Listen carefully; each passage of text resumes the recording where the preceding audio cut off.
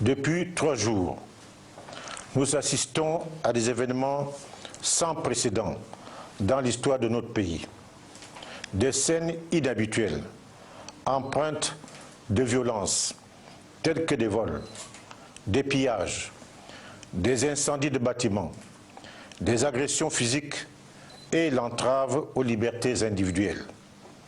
En effet, de nombreux Gabonais sont dans l'incapacité de vaquer à leurs occupations quotidiennes, craignant de se faire agresser.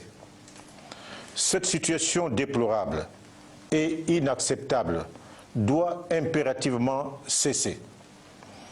Le gouvernement de la République tient à rassurer les Gabonaises et les Gabonais que toutes les mesures sont d'ores et déjà prises en vue d'assurer leur sécurité et celle de leurs biens. Ainsi, le gouvernement de la République entend protéger la population par tous les moyens légaux et garantir la relance des activités administratives, économiques et sociales sur toute l'étendue du territoire national, et ce, avec la plus grande fermeté. De ce fait, le gouvernement de la République met en garde les commanditaires et les acteurs de tous ces faits dommageables à la sécurité des personnes et des biens et à la stabilité politique, économique et sociale, impérative à notre développement économique et social. En conséquence, le gouvernement appelle à la reprise du travail dans les administrations publiques et dans les entreprises et rappelle à tous que la sécurité des personnes et des biens sera garantie par les forces de défense et de sécurité. Je vous remercie.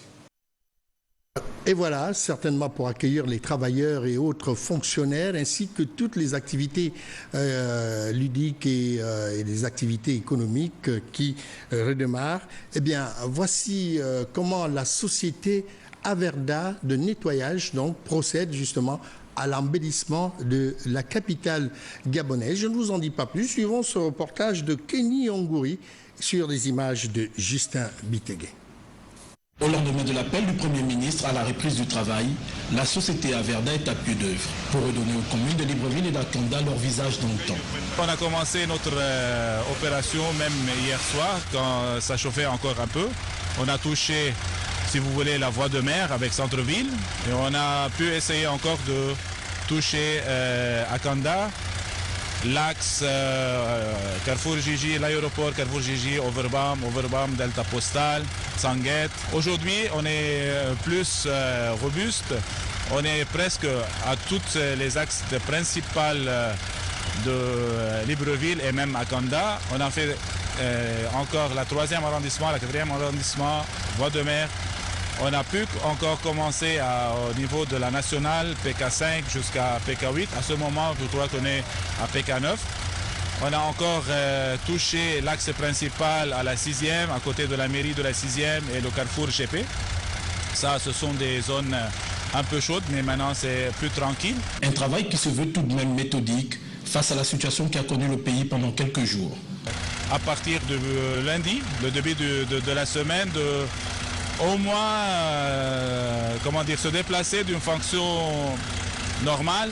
Et c'est pas bien qu'il se déplace entouré de déchets. C'est pour cela, c'est les axes principaux. Puis on va rentrer au second quartier, deuxième quartier, troisième quartier. Si les choses continuent comme ça, les choses calmes, on peut dire que presque mardi, on revient au niveau de collecte comme c'était avant l'élection.